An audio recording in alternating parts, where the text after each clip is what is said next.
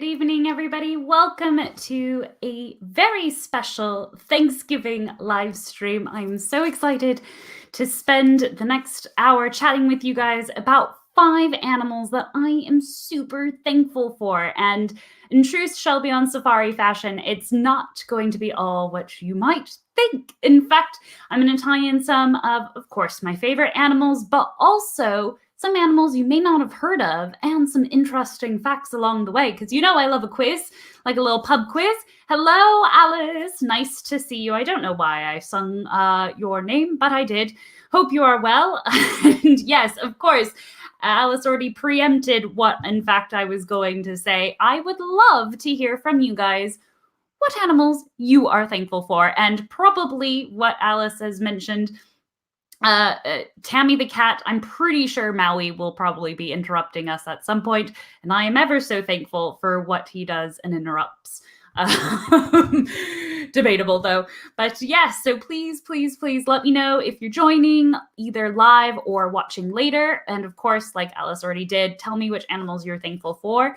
And yeah, I'm excited to share with you my top 5. And I've tried not to be too biased, but as a wild animal biologist, you know, I was a bit lenient towards some that I have a bit more personal experience with, but also some that I've just noticed out and about. So yes, shall we crack on then, friends? And apologies for my hair being a complete mess. I had it up today. In fact, I'm going to put it up now. Hope you don't mind.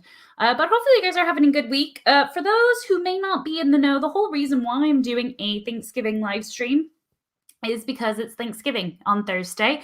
As some of my friends know, I still do, even though I live here in the UK, I still do celebrate it. I am adamant about celebrating Thanksgiving because there's nothing more amazing than spending the day with family and food and good times. So before I begin, Jiminy Crickets, where did I go?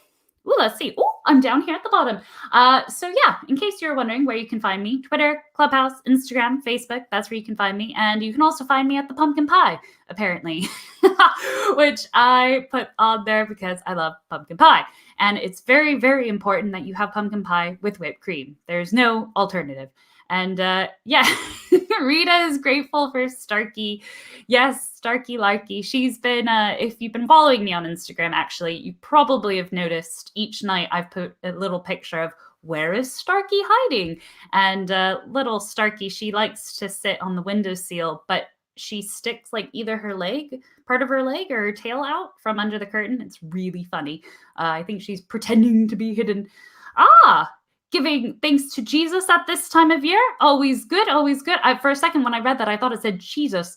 I was like, who's Jesus? But yes, Barabbas, nice to see ya. And always so good. I love this season. It's truly like, well, actually, no. Halloween is the start of the festive season. And then Thanksgiving comes, and it's great to hear kind of what you guys are thankful for and to reminisce and think, you know, because it has been some trying times. But then going into, you know, the other holidays as well, going into December. Oh, I'm so excited. Although I refuse to listen to Christmas music before Thanksgiving or put up my Christmas tree. It's a controversial topic back home in California. My mom is very eager to get the Christmas tree stuff done early. And I'm like, no. But anyway, oh, hello, Tiffany. Oh my gosh. Oh, I've joined online by a megastar, guys. Tiffany is a fantastic artist. Again, if you follow on Instagram, you know how much I love her work, but I encourage you, if you are into art, which I know also many of you are into animals because you're watching this live stream. Hello, Fly. Tiffany does beautiful, beautiful work, and she's also a fantastic writer as well. So please check her out. I know actually I've been eyeing a few bits in your shop, Tiffany, because you've done some fantastic wrapping paper, which is beautiful, but also, you know, nice to use, especially when it's beautiful. Although I don't really want to use your wrapping paper. And I know that sounds really bad because I'm like trying to pitch your product, but it's so beautiful. Like you wouldn't want to use it. And it genuinely would be those wrapping paper. Okay, I know I'm divulging and going off topic, but when you come to Christmas and you're like, okay, I'm going to reuse the wrapping paper, which is a really good idea for being sustainable. And you try to be very careful unpackaging like the tape and bits and that's exactly what you want to do with Tiffany's paper, because you want to keep it for yourself, not to reuse it as gift wrapping paper, but to hang it up on your wall. But yeah, that's Tiffany. So please check her out on Instagram. I'll pop actually a link down to her shop in the notes afterwards, because yeah, it's fantastic. And are you also known as Bernard? Oh, I'm assuming you're referring to Barabbas in. That could be the case. And I'm so happy that you're grateful for polar bears. Spoilers for one of the animals that I'm thankful for coming up. And I can share more about that later if I actually get back on track. Let's see if I can actually focus on what, in fact, I'm doing tonight. So what am I doing tonight? That's a good question. I'm telling you 5 animals that I'm thankful for. In fact, my top 5, which was really hard to choose.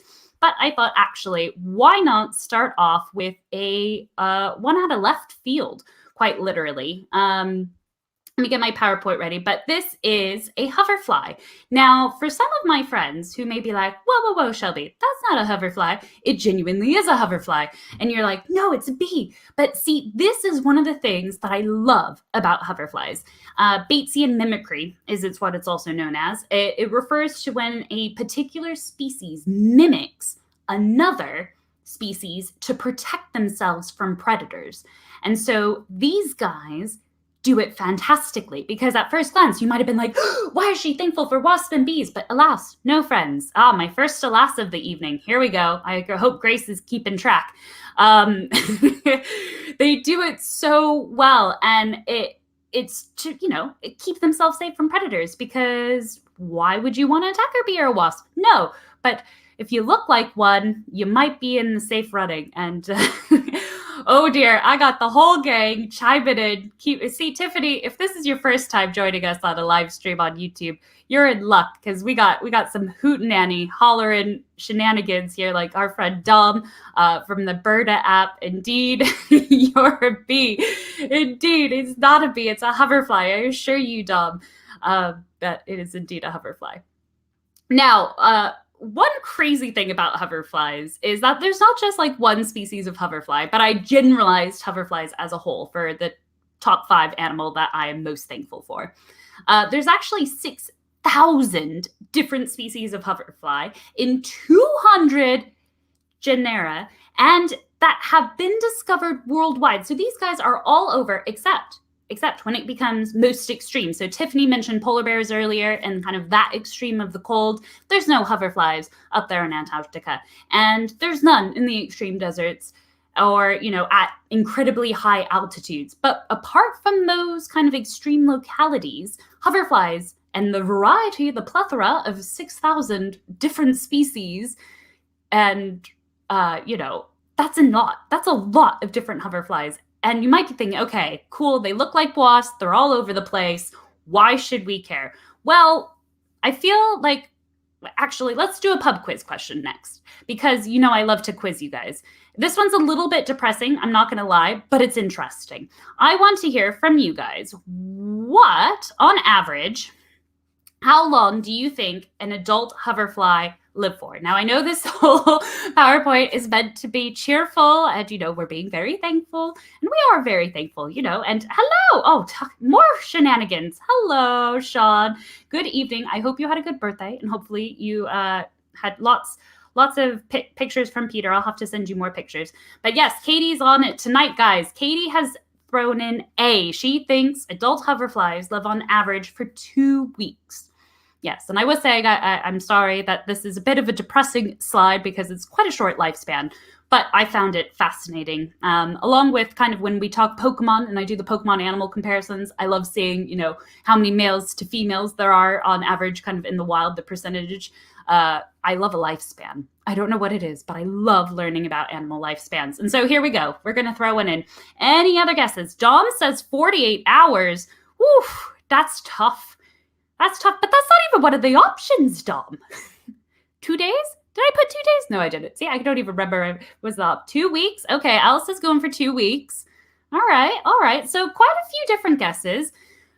But, guys, it's really upsetting. It's actually D12. Adult hoverflies, on average, because as we see, there's so many different species, on average, Adult hoverflies live for 12 days. That's it. Yeah, Sean, you got it right. Tiffany, you're close. 2 months. About half of that. Oh, you're copying me. Now, comment section. This is the season of Thanksgiving. No time for shenanigans here.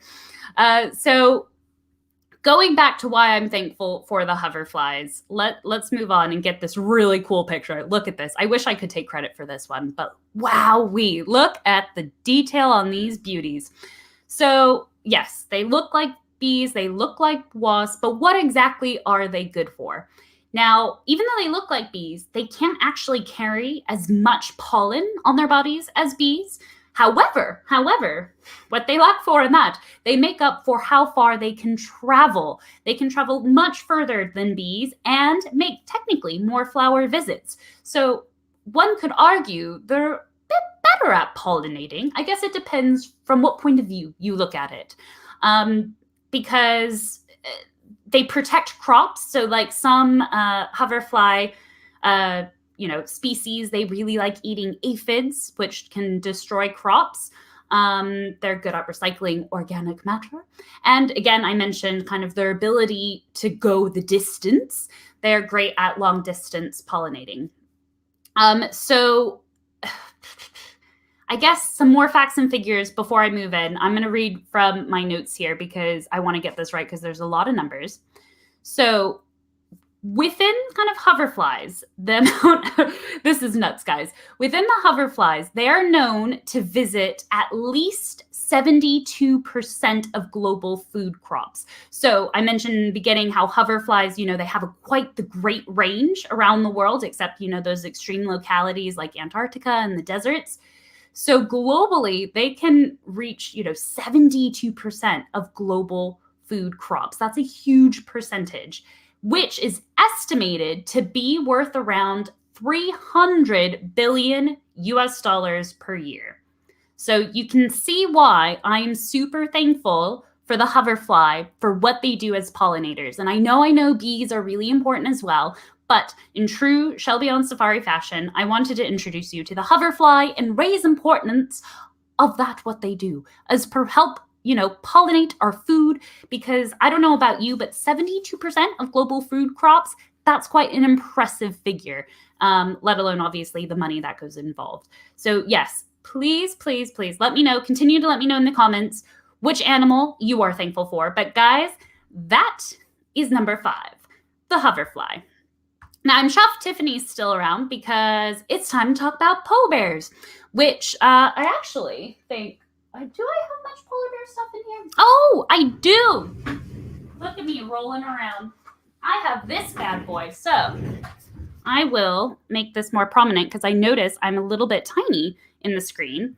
This is from my time when I went out to the Arctic. So long time ago, I got to go up to Churchill, Manitoba, Canada, with Polar Bears International, and I represented the San Diego Zoo, and it was absolutely fantastic. And I'm a bit biased about why polar bears are kind of on the top 5. Hoverflies are amazing what they do for food, but polar bears are on here of why I'm thankful because of what they did for me and my career and passion for animals. And so when I was 16, when I went up to Churchill, it was to learn about climate change, and I became an Arctic ambassador. In fact, do I have any polar bear merchandise, she says.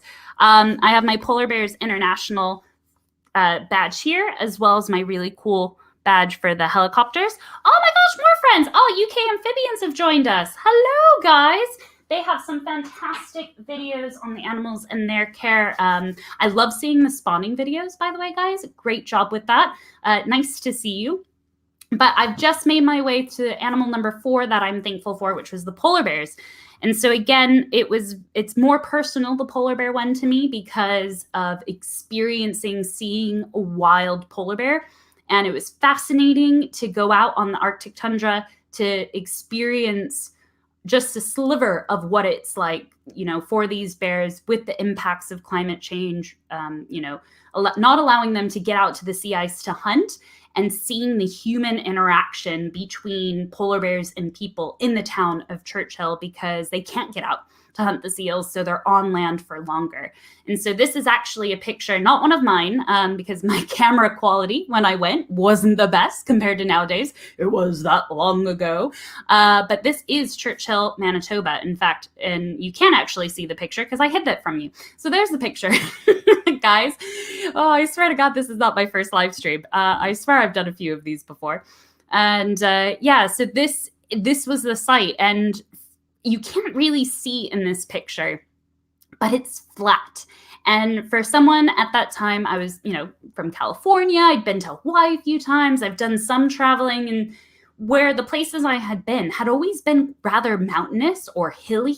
And one of the things, and it's going to sound so silly, but when I went up to the Arctic and I looked out at this and just saw how flat it was weird. Like, I can't really describe it. It was like, where are the mountains? Where's like the elevation? What's going on? But it made for some beautiful views, some beautiful sunsets. And again, just really stressing the importance of, as a young scientist, realizing, okay, climate change is real, but what are we going to do about it? And working kind of with scientists, and hearing from them of their experiences and talking with the local people as well, which was wonderful and a privilege to be able to hear from them and their stories of how they've noticed kind of climate change. It was just an experience to behold, and one I'll never forget, especially when I went to take a picture over the tundra puggy. Apologies if you've heard this story before, but I was on like an oversized school bus, and it's pretty massive. The tires themselves of the bus are really, really high. Anyways, I was outside in one of the bits in between the little, buses. So there's a bit where you can stand outside. And I was out there. It was freezing. And I looked over and I saw a polar bear. And I was like, oh, that's so cool. I'm going to get a picture. I didn't say that. I was thinking in my head because I wanted to be quiet. But with my camera, I was like, wait, what's going on? It's black. The screen is black. And I looked back over the nose. My zoom was obviously zoomed on quite a bit, but the polar bear was that close where it just looked like black on my screen. And I was like, whoops, gotta go back. And I could like smell the breath of the polar bear and hear it. It was like, oh my God, this is a wild bear as well. It was just, I'm getting chills. And I'm in like multiple layers because it's as cold as the Arctic tundra today, guys. It's 37 degrees Fahrenheit and it's freezing here. But yeah, that was probably one of my cooler moments. But let's get on to some facts about polar bears because y'all aren't here to listen to story time with Shelly. So polar bears are at the top of the food chain, and they have a very important role in the maintenance, if you will, of the ecosystem of the marine environment. And so it goes without saying that over the thousands of years that polar bears have been up in the Arctic, because as we know, polar bears are in the north, penguins are in the south. They never would meet. I'm just throwing it out there because it's Christmas, and I know how people like to mix polar bears and penguins, but it's not appropriate, and it's my biggest pet peeve of all pet peeves. Actually, not my biggest, but it's up there. But their importance of, yes, helping the ecosystem, but the cultural significance and the economy significance as well of polar bears is huge and not to be underestimated. And nowadays, of course, it's transcended more into some of the ecotourism like we see in Churchill, Manitoba, and things like that. But their cultural significance is one of the things I'm thankful for. And I'm not going to get too much into some of the cool stories. That will be for another Shelby on Safari video. But I really want to acknowledge, seeing as how cold it is lately, how impressive the polar bears are. Like, I'm super thankful that they can handle the extreme temperature drops of the Arctic tundra. So it gets up to about negative 50 degrees Fahrenheit, which I know not all of us use Fahrenheit. That's about negative 40 or 46 degrees Celsius, I want to say, I think. And they can handle those temperatures. They are built for that temperature. Where I'm a pansy and at 37 degrees Fahrenheit, I'm losing my mind. But anyways, so just the fact that they're built for these conditions, they can handle it. The cultural significance is great. But I think we also need to be mindful of, with the climate change, of just the impacts that's having on their way of life. Obviously, not getting out to sea ice, But going one step further, which is what a recent research project has actually looked at. They specifically wanted to see the impacts or potential impacts on the polar bear's anatomy and physiology. So polar bears have, you can see they have the elongated necks. This picture actually shows their neck off quite well. It's quite long. And that's to help kind of with them getting seals in the sea ice. And not just their neck, but their skulls are also elongated. But within their skulls, they actually have reduced molar dentation. So they have very different kind of teeth than most kind of bears, because it's more like, I guess, especially thinking of like grizzly bears, right? They have very different kind of set of teeth compared to them because of what they eat and the adaptations for both hunting seals on the sea ice and then also eating all like the blubber and like the fattiness of the seal meat. So their teeth are different. And so this study looked more in depth into kind of, because of how the polar bear is built and adapted for its way of life, how that might impact over time with climate change. It's a fascinating paper. I encourage you to read it if you're slightly remote interested into this. I'll pop it in the links in the description below. But that is one thing I think is super amazing about polar bears, of how they are built to withstand the cold, built for this way of life, and obviously just how beautiful they are, quite frankly. I'm sure Tiffany will agree. In fact, oh my gosh, Rita bringing in The Office. Rita knows I'm a fan of the American version of The Office. Yes, bears do not eat beets. Bears beets Battlestar Galactica. One of my favorite quotes from good old Dwight. Just look at how stunning these bears are. Absolutely gorgeous. And in fact, if you want to learn more about polar bears, I encourage you, after this video, check out my video. One of my favorite ones I did was actually on how polar bears and Thor are more similarly related than you might think. And one of my favorite kind of superhero animal comparison videos, and I know that sounds really strange, but you got to take a look because it involves some bits of Norse mythology, where polar bears are from. It's fantastic. And I'm completely biased because I had a blast researching that video and filming it. So definitely check it out if you haven't already. It's quite interesting, some of the things that came up during my research. But anyways, let's talk Scandinavia. Woohoo! Another quiz time, friends. So the Latin name for polar bears is sea bear, quite frankly. But in medieval Scandinavia, all right, hope get you guys ready. No falling asleep here, friends. We got quiz time. So in medieval Scandinavia, Norse poets praised polar bears for having the strength of ... I want you to finish this sentence. What in medieval Scandinavia did Norse poets praise the polar bear for having the strength of what and the wit or the courage of what? Which one do you think? Is it A, the strength of 12 men and the wit of 11? B, the strength of 12 horses and the courage of lions? Or C, having the strength of 12 owls and the wit of foxes? Which one do you think? And with that, I'm going to get some drink. Guggenheim.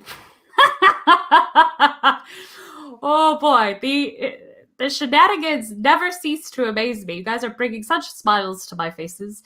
To my faces. Oh, wow. To my face. I don't have many faces, although I feel like I do tonight. I'm such a mess. All right, let's see. We got B. Who said B? Alice said B. I'm going to Guggenheim. I'm afraid that was not one of the answers. Tiffany says A. Sean says B. Ooh, so many guesses. You guys are all over the place tonight. There is not a common answer. Well, at first glance, it looks like Rita and Tiffany are correct. The Norse poets of medieval Scandinavia indeed said that polar bears have the strength of 12 men and the wit of 11. So I don't know if that's a good thing. I mean, that is a lot of men, like, to be fair, but I guess they're just suggesting they're a bit more dim-witted, which is a bit sad. Barabbas, I don't know if you're watching the chat, but Alice would like to know if you like dried turkey. That is a terrible... Oh, dried turkey. I can't think of anything worse, Alice. That's stressing me out. that is like the most stressful part of Thanksgiving dinner, is making sure the turkey is not dry. Obviously, you have like the gravy and all the side dishes, which in my opinion make Thanksgiving because of the assortment of side dishes that accompany the turkey. But if the turkey is dry, like Thanksgiving is ruined, like single-handedly. Although there's one thing that could ruin Thanksgiving more than dry turkey, and that's no pumpkin pie. But we won't even go there because that is a crime beyond all reason. All right, friends. So we're making our way down the list, making our way to the most thankful animal I'm thankful for, because I can talk tonight. We're actually now on number 3. So number 5 was the hoverfly, number 4 was the polar bear, and number 3, I decided to throw another curveball in here and go for coral. Yay! So coral, and hopefully, Grace, if you're watching, do message. I would love for you to pop in on this. If not, I will put your videos in afterwards. UK amphibians, stick some gravy on it. Indeed, gravy solves all things.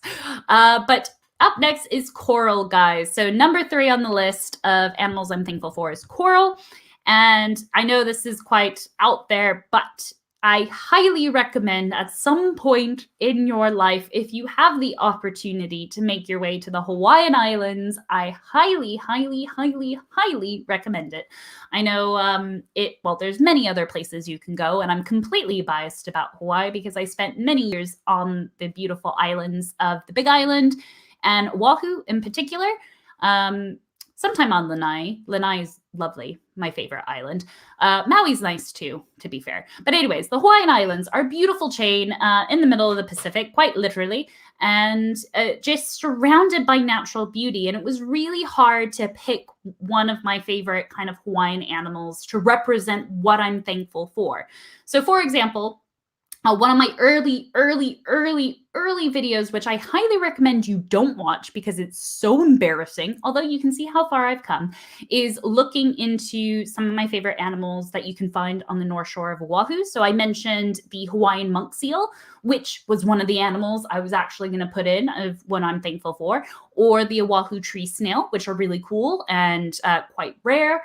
However, I've decided actually, the animal I'm thankful for in Hawaii is actually the coral because of the beautiful diversity, the colors, the life that it sustains in the water, and how important it is. I realized quite quickly it wasn't, the cute, fluffy or scaly or blubbery animal.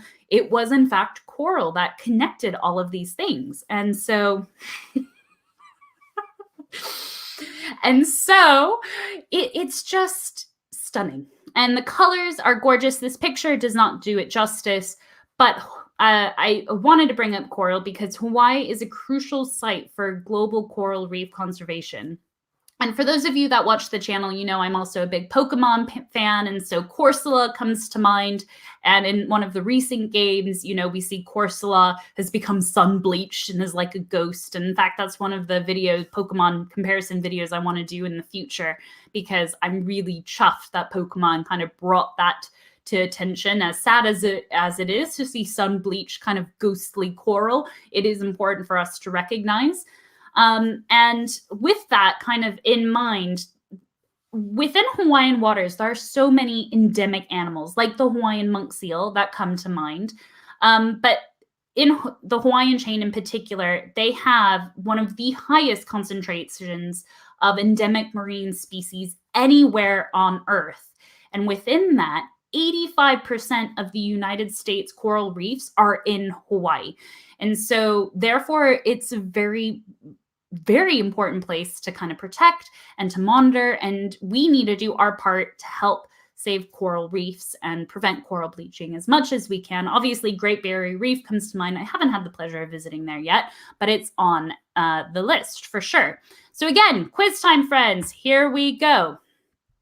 Thinking of, Hawaii having 85% of the United States coral reefs, quite a significant number.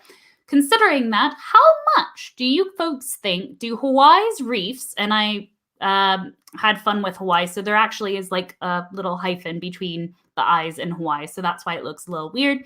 Contribute to the economy each year. Now, this is in US dollars, friends, because obviously US.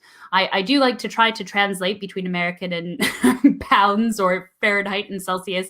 And I think Dom earlier, thanks Dom, calculated the difference between Fahrenheit and Celsius for me. But yes, please let me know how much in US dollars do you think Hawaii's reefs contribute to the economy each year? Just out of curiosity, what do you think? Oh, a lot of C's. How ironic, because it's in the sea. Get it? So Katie says C. Hitchum says B. Rita says C. Oh, you guys have planned this out. Y'all are saying different answers. Tiffany says D. All right. Let's see.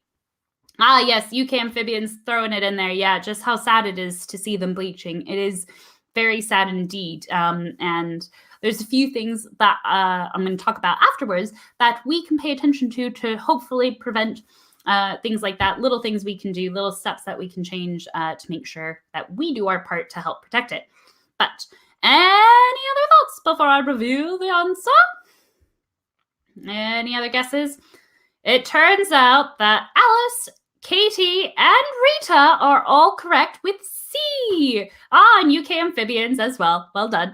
I had a bit of a pun there because it's the sea, the ocean. Yeah, that's my chain of thought. It is 800 million US dollars that coral reefs and Hawaii contribute to the economy. Now, that's not just, from tourism, but it's also, well, it is primarily from tourism, and rightly so. And we'll get to that in just a bit of how, like, if you do go to Hawaii, like I saw Tiffany mention, she really wants to go as well. And I highly recommend you do. But it's also important to recognize what coral reefs do to help protect not only people, but like coastal property as well from floods and storm surges and things like that. And so coral reefs obviously help sustain, a variety of different animals within kind of the oceans, but thinking outside the box or outside of the water, one might say, of what they do to help protect those on land as well is equally as important. That holistic approach, you see. So with that in mind, my buddy Grace did a fantastic video on sunscreen, and she's actually working on another one at the moment. Honest Bee by G, you might recognize her from a few of our collaboration videos. But what's important is to think of reef-safe sunscreen because there's a few common ingredients in sunscreen, like oxybenzoin, which is a fun word to say. Oxybenzoin, it causes damage to coral reefs. And while it might be fun to say, obviously, it causing damage to coral reefs, not so fun. And so being really mindful of what sunscreen you use, particularly, say, if hopefully you get to go to a coral reef or anywhere kind of in the ocean, really, just be mindful of what you're putting on your skin before you get in the water. And so I'm looking forward to seeing Grace's video on, being reef safe and wearing the right sunscreen, especially with fingers crossed, hopefully next year, going on some adventures, travel permitting. And so definitely check what you put on your skin before you get in the water kind of thing. Now, you might be thinking, that doesn't look like a coral reef. Well, it is, but there's a big fish in the way. And let me introduce you to the parrotfish. They're also known kind of affectionately as lawnmowers because they spend up to 90% of their day eating the algae that grows on coral reefs. And so they do their part by keeping it nice and clean, nice and tidy. And they also help, ironically, by replenishing sand and keeping beaches sandy because, well, of what they poop. There's no going about it a friendly way, friends. A large individual parrotfish, one study found that one large individual parrotfish, parrot, as in the bird parrot, but I guess it could be parrot as well, friends, they can poop out over 1 ton of sand annually. I'll let that sink in. One large parrotfish can poop out 1 ton of sand annually. That is absolutely mind-boggling. Well done, parrotfish. And I am thankful for the parrotfish for keeping beaches sandy, because I don't know about you, but have you been to a beach here in England? Sometimes they can be quite rocky and hard on one's feet, but thank you to the parrotfish for keeping beaches nice and sandy in beautiful tropical waters. Now, I referenced really quickly kind of sunscreen, but also keeping in mind, I guess, as one other takeaway, to be mindful of when you go to some beautiful places with the coral reefs, is also supporting reef-safe businesses. So it is important when you do go out swimming, that you respect the reef. I'm pretty sure people watching this channel will know to be respectful, because I trust y'all. But it's important to mention, sustainable tourism and, boating, and just being really cautious of where you go, and what kind of you spend your money on, and kind of doing your research to make sure like that, the sunscreen and where you go in, and just that thinking outside of the water per se, because your actions, what you do outside of the water, impact what goes on inside. And yeah, I don't have to tell you how important coral reefs are, but we saw just how important they are. Now, it's a large builder's bag. Thank you. Oh my gosh, Rita. I'm not aware of how much an average human does, but I bet it's not as sandy as the parrotfish. I mean, they do some pretty good stuff.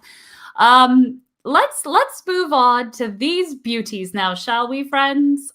Yes. So the second animal that I am most thankful for in my thankful video, which many of you have stuck around, I'm ever so thankful for you guys, actually, because I'm at almost 950 subscribers. Whoa! I don't know about you, but I certainly wasn't expecting that. And in fact, let me put in a little shameless plug there at the bottom, because I completely forgot. But yeah, be sure to subscribe if you haven't already. But more importantly, vultures. I bring them up any chance I can just because of how beautiful they are. Now, I know. Sometimes they get a bad rep, and actually a lot of times they get a bad rep, but they are one of nature's most efficient waste disposers.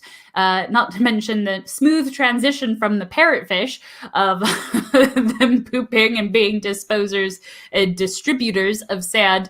But what vultures do as nature's cleanup crew is not a job to be envied, but it's certainly a job that needs to be done. Now, there are 23 different species of vulture found throughout the world. There's New World vultures, which are found in the Americas, and then Old World vultures found throughout Europe and Asia. And they are actually found on every continent except for Antarctica and Australia.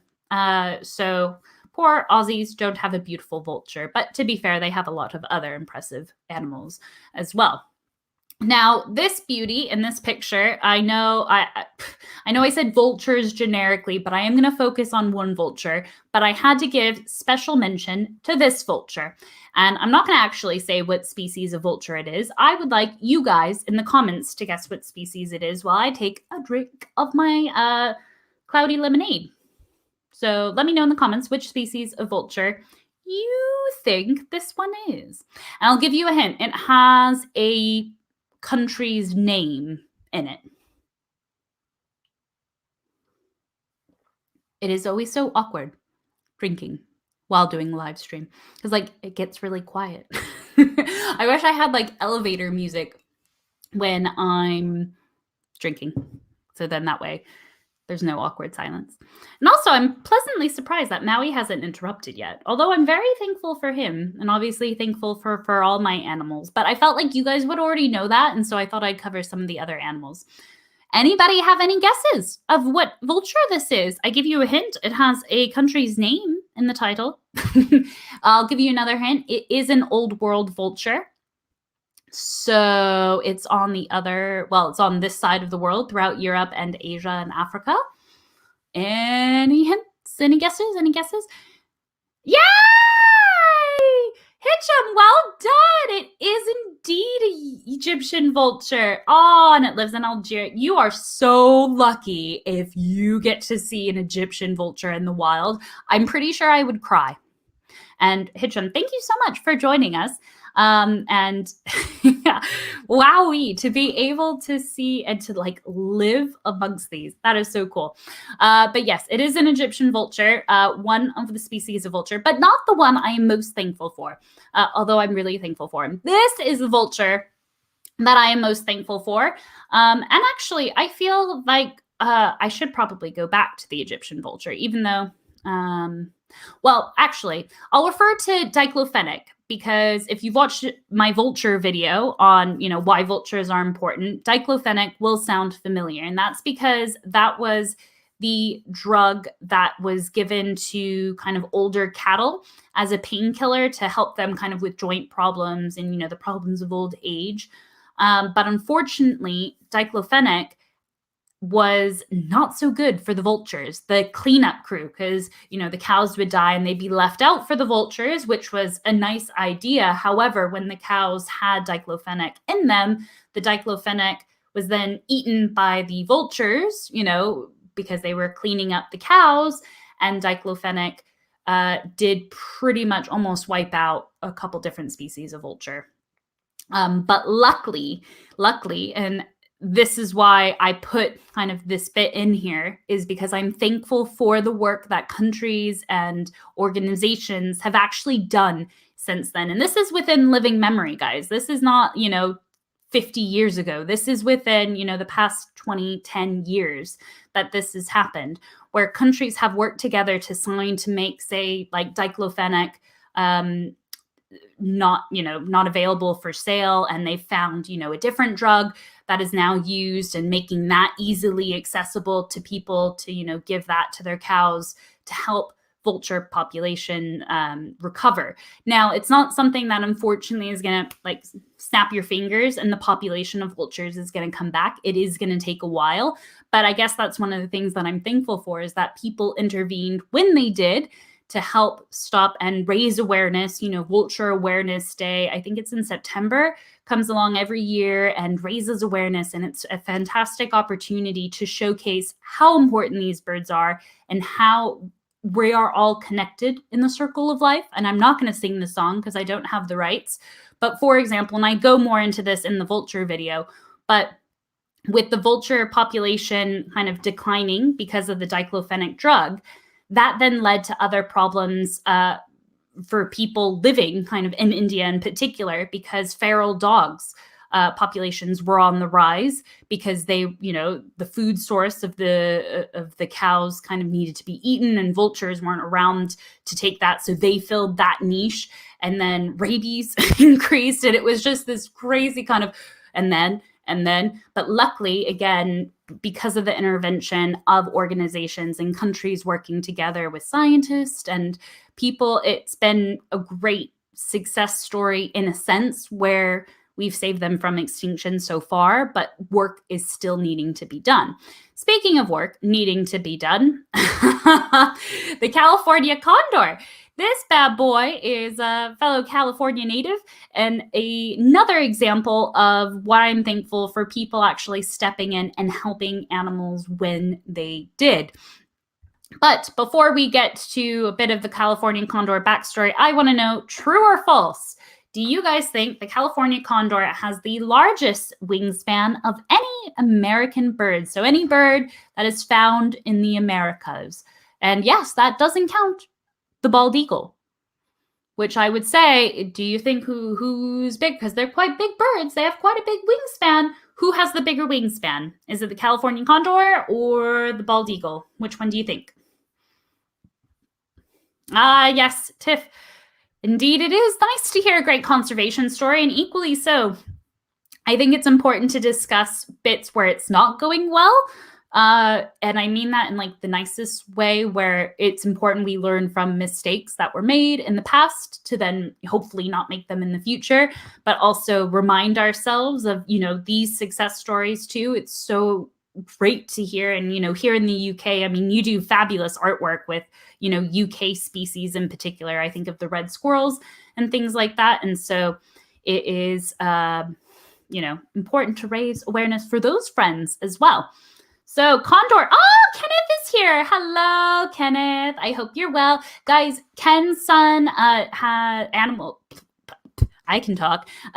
education with Cole Shirk is a great channel. And speaking of like conservation stories, like Tiffany just mentioned, on that channel, they combine a lot of different things, one of which more recently Cole's been showcasing a lot of his animals, but also they've done some great zoo visits too. And Cole, what I found fantastic and very resilient is during lockdown, they made the most of not being able to travel, but incorporating people from zoos from around the world to kind of send in videos, and they still kept the channel going. So speaking of resilience, shout out to you, Kenneth, and Cole. Tell Cole I say hi as well, because that was such an inspiration to see you guys cracking on during lockdown when travel wasn't quite at the thing. Ooh, okay, so you amphibians throwing in the albatross. All right. Well, it's actually, Kenneth is right. The California condor indeed has the largest wingspan.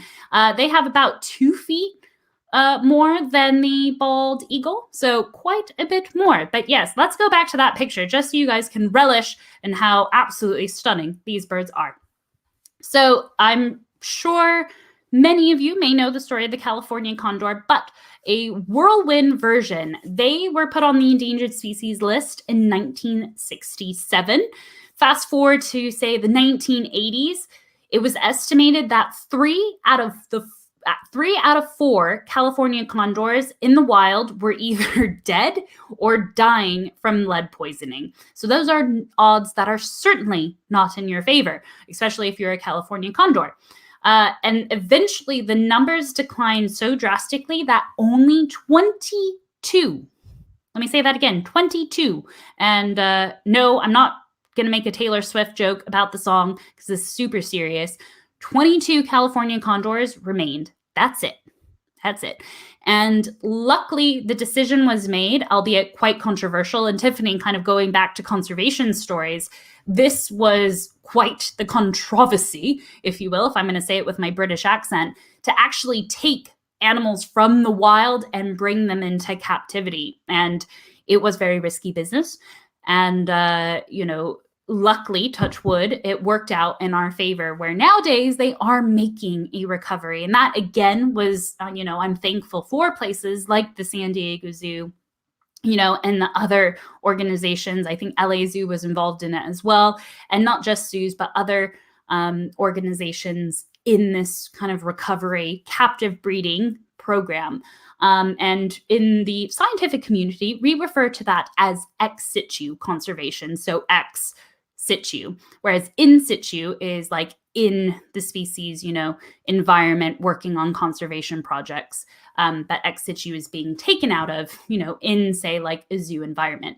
In fact, that was one of the things that made me want to put the California condor on here as my second animal that I'm most thankful for, because of learning about their story from a really young age. When I first started volunteering for the San Diego Zoo and Wild Animal Park, one of the kind of interactive exhibits that we had to host to engage with the public was actually about the California condor. So we had, a bit of cloth, I guess, like that was like a cape that you could stretch out to pretend that you were a California condor, so you could see how big their wingspan was.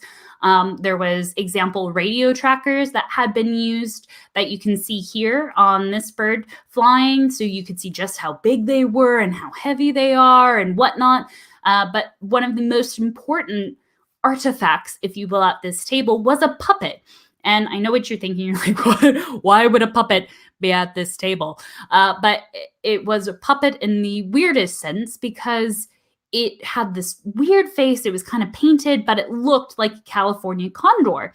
And this puppet was actually used when California condors in captivity, had babies, the eggs hatched, then they would be taken and raised, and I say that quote unquote, by humans using these puppets to prevent human imprinting on these birds, because the idea was to raise these birds with as little human interaction as possible, so then they could be released.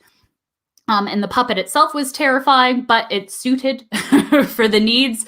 So then that way, because the person holding the puppet would be behind something, so the bird couldn't see the human's face.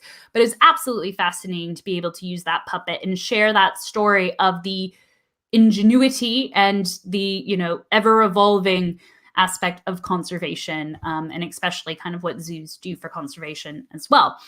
So we're at the point where there's only 22 individuals. They were brought into captivity and then eventually have been releasing new individuals out into the wild as well. Now, I want to mention Assembly Bill 71. This became law in July 2019. So relatively recently, and this law requires the use of non-lead ammunition when killing wildlife with a firearm anywhere in California. Now, you might be thinking, okay, what?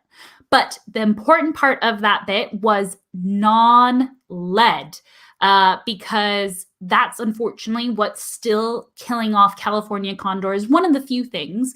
It's not just lead poisoning, but that certainly is a big part of what is still harming California condors. And so this Assembly Bill 71 was huge to make a stand to start saying, get rid of lead poisoning. Because, when you kill some wildlife, with a lead bullet, that lead, when it impacts, it distributes throughout the animal. And then obviously California condors are scavengers, and they eat carrion. And so then they eat it and then they get sick and then die. But what's been great is that a few societies have been working to try to stop lead poisoning as well by offering copper ammunition to hunters and ranchers in exchange for their lead. So in theory, rancher that is using lead bullets and say they bought their lead bullets and they want to use them because they paid for them. This, I think it's the Ventaya Society actually was like, give us your lead bullets, and we'll give you bullets in return that are better to use. And so it's just thinking outside the box because, yeah, obviously someone paid for these bullets. They're going to want to get their money's worth. But if you can make it alluring to them to use, say, copper ammunition instead, that can help ease the issues as well. So that's just a brief insight into the California condor, and they are flying not as many as there used to be, 50, 60 years ago, but still a great conservation success story. And if you're interested in conservation, one that is a textbook story, if you will. So you guys already answered that question, but now, last but certainly not least, friends, it is time to get to number one. Woohoo! The bestest animal, in my humble opinion, the one that I am most thankful for is the cheetah. For those of you that don't know, cheetahs are the reason why I do what I do. Ever since the age of 4, I knew I wanted to work with cheetahs, study cheetahs, love cheetahs. Everything was cheetahs. And I've never strayed since. They're still my favorite animal, no matter what people say. They are what led me to England and on my path now, because when I went to specialize and get my master's, if I stayed back in California, I would have to do somebody else's research project for my master's, and it wouldn't have involved cheetahs. And I was like, no, I want to work with cheetahs. And so luckily I found a few programs over here in England where you could do a research project on whatever animal you wanted. Obviously it had to go through ethical review and things like that. It wasn't that easy. There is still plenty of things to do, but I had a better opportunity to work with cheetahs. And so that is why I'm here. So I'm ever so thankful for cheetahs. For many reasons, but primarily because I love them and they're awesome. But we're going to go through a few things, but I thought we'd start off with the main attribute of the cheetah, their speed. So I want you guys to tell me in the comments what you think, how fast do you think the cheetah can accelerate from 0 to 60 miles per hour? Do you think they can achieve 0 to 60 miles per hour in 5 seconds? That's A. B, 3 seconds. C, 10 seconds. Or D, 8 seconds. Let me know, let me know, let me know, let me know. Let me know. Tiff, I think with the lead it did come from the bullets. And so I think lead bullets have been used quite some time because lead has been common, like lead was in paint, for example, for a while, and then until people obviously realized that's not good for us. But yeah, unfortunately, lead ammunition is still commonly used. I don't know if it's cheaper than like copper ammunition or what the deal is, but yeah, it was in the bullets. So variety of different guesses. Again, you guys are all over the place with the guesses tonight. We got A, Tiff says A, Katie says D, 8 seconds. Alice says B, 3 seconds. And in fact, Rita and Alice are right. 3 seconds. The cheetah can accelerate from 0 to 60 miles per hour. Take that, any of your race cars. Yeah, the cheetah is fast, to say the least. However, they may be built for speed, but they are not built for stamina. They can only sustain these speeds for very short distances. Yeah, even though they are the fastest land mammal, it is for shorter distances. The fastest animal is technically the peregrine falcon. And we have some here local to me at the cathedral. They fly around and it's fabulous to hear them. But I still get a little jealous every time I hear them because I'm so rooted in my cheetah love. I'm like, you only fall to get the speeds that you do. The cheetah actually has to work for it, which I know obviously the peregrine falcon does have to work for it because to fall and have that, ability of full tucking one's wings in and going, I get it. And especially Dob, if you're still here, I still admire the peregrine falcon, but still the cheetah has to run that fast, man. In opposite to that, even though the cheetah can go really fast, one study found that cheetahs spent only roughly 12% of their day moving around. So they do have to conserve a lot of energy. It takes a long time for them to recover after using their energy. And that's one thing that I saw when I studied cheetahs for my thesis project, is they do like to sleep. They are sleepers, and that's okay. But when they do move, they move with intention, as evident by 0 to 60 in 3 seconds. How impressive. And I had to throw in a picture of a baby cheetah because who cannot be thankful for this little baby? My goodness. I wanted to actually mention, sorry, I hit the mic, that there is also a really interesting aspect of cheetahs with regards to their genes and possibly some cheetahs being striped in appearance. So in rare cases, a recessive gene produces a more blotchy coat, I guess you could say, where the spots on the cheetah actually almost blur into stripes. And these cheetahs are referred to as king cheetahs.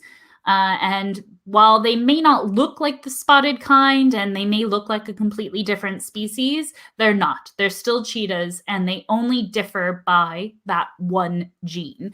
And so king cheetahs it's quite rare to see one, but they are beautiful nonetheless. But again, they looked more striped, but it's just because the spots are a bit more blurred together.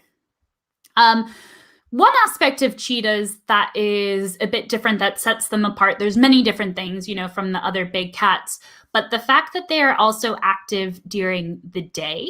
Now, it's a bit interesting because obviously where they live, in Africa, and there's the Asiatic cheetah as well, it gets quite hot and quite sunny. And that's why you can see here on the cheetah, specifically in this picture, quite prominently, because it's close up, of the tear lines that kind of run from their eye down to their mouth.